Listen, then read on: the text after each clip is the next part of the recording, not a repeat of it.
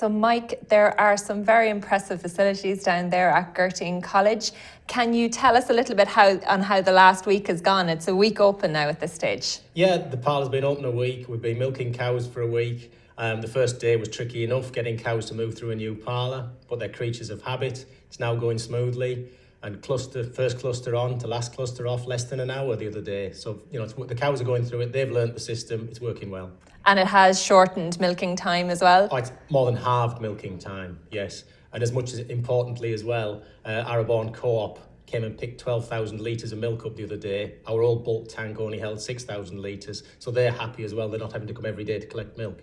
And Mike, you have a lot of impressive new technologies as well in the parlour. Can you tell us a little bit about the technologies and how this parlour will actually help ensure the sustainability of Gurteen College? Yeah, but look, what we've tried to do with the parlour is put in a parlour that has all sorts of technology there. But initially with students, we'll turn it all off and we'll teach them to milk a cow, because the first step is they can milk a cow. Once they can milk a cow, then we'll turn the technology on so they can then look at yield in class. They can look at levels of butterfat and various things will be sampled as well. We can look at feeding to yield from the parlour.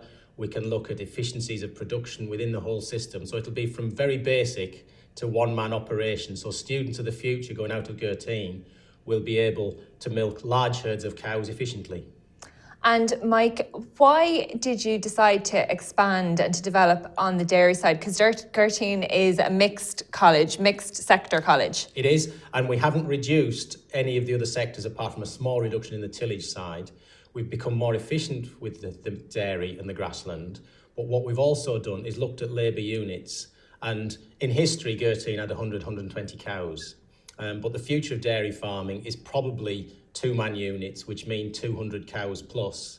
And so we've put in a parlour that initially will cope with 200, 250, 300 cows, with room for expansion in that parlour if in 15, 20 years' time somebody decides to keep even more dairy cows at Gurteen.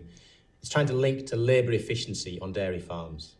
And efficiency is very important to the college. You have a lot of environmental and sustainable features on campus as well. Can you tell us a little bit about those? Yeah, I mean, look, as a college, we've always tried to be innovative, always tried to look at what can be done, but that makes commercial sense. So we generate significant amounts of electricity on site from solar PV panels and a wind turbine, which produce about 30 or 40% of the electricity needs of the college. We had horrendous oil bills 10 years ago for heating the college with oil, about €100,000 a year.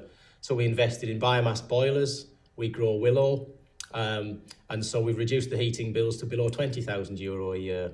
We're looking at, in the future, whether anaerobic digestion in local communities and farms can work together to produce electricity and heat within the system. So we're looking at every aspect of energy efficiency in terms of saving. So we've gone through the lighting in the college and changed it all to LEDs, in terms of buildings and insulation to stop us using heat and then generate the stuff as cheaply as we can. Is it miscanthus that you're using at the moment? No, we're using willow. We are growing willow. We harvested with an 80-acre field of willow. We planted it 9 years ago now. We harvest a third of the field every year, so it's 3-year growth we're harvesting. We dry it and we burn that in wood chip boilers. And on the dairy parlour, yeah. Mike, how was that funded? How was their investment put into it? Did you get grants? Well, we got a small TAMS grant from the government. But apart from that, although we're a college, we've still had to fund all the rest thanks to AIB Bank. So we've taken out a 15-year loan from AIB Bank to fund the dairy project to ensure that students of the future are taught in the correct facilities. And Mike, on the dairy expansion side, yeah. What's your take? Obviously, you're based down in Tipperary, very strong dairy country down there. What's your view on expansion? Do you think it's sustainable? I think expansion is sustainable so long as the producers, i.e. the farmers, so long as the processors, and in our case it's Arborn Co-op, and then the people to market the product at the end of the year, at the end of the day, can all work together so that we're not producing more than we can sell and we're not producing less than we can sell. So I think it's up to the marketing people to ensure that they can market Irish milk to the world because we can't use it all on site in Ireland. And if they can do that, then dairy expansion is sustainable, yeah.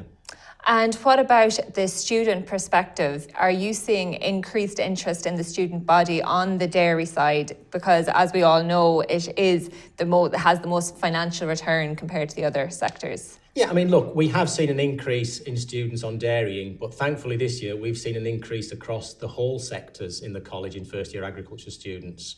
And it's very important to Gurteen, although dairying is important to the college, we have a big mixed farm and we will continue to teach suckler farmers, sheep farmers, tillage farmers in education as well, because there's a place for all of those within Irish agriculture. And what about any future plans for developments on site? New classroom? Is there a new classroom? Yeah, hopefully, look, we have to secure a bit more funding from somewhere yet. We can't borrow any more money from AIB Bank, so I have to secure some more funding. But the intention is to build a classroom attached to the dairy unit, so the dairy students in the second year can be taught within the dairy complex. And Mike, is it a challenge to secure funding? It is. I mean, look, the state has not got loads of money. We get small help from the state occasionally, but it's small amounts. So I suppose what I'm trying to do at the moment is look to industry, and can industry support Gurteen College as well as the state, as well as Gurteen itself, so that the whole of the system can work together. And another challenge coming down the track for the agricultural colleges is the economy is picking up again. And generally, when the economy picks up, students tend to show a lot of interest on the construction side, the engineering side, and agriculture may, there are concerns that it may take a back seat over the coming years. What's your take on that? Look, it is possible, but I think what agriculture has to look at, and we say this to every student every day, agriculture has to be a business. And if the business of agriculture can't pay people enough to milk cows, then we have to look at how we can make the industry more profitable so that the industry can pay people more. If people can get more money laying bricks than they can milking cows, then there's something wrong in the whole of the Irish economy. And is that the ethos there at Gurteen, the student body, you're training them to run their farms in the future as a business? Look, Gurteen College only exists for education. We've got a big commercial farm, but we want to make sure that every student has the practical skills, the business skills and the science skills to go forward in agriculture, to be efficient in their own farms, yes. We'll leave it there, Mike. Thank you very much for joining us and best of luck with the new Parlour.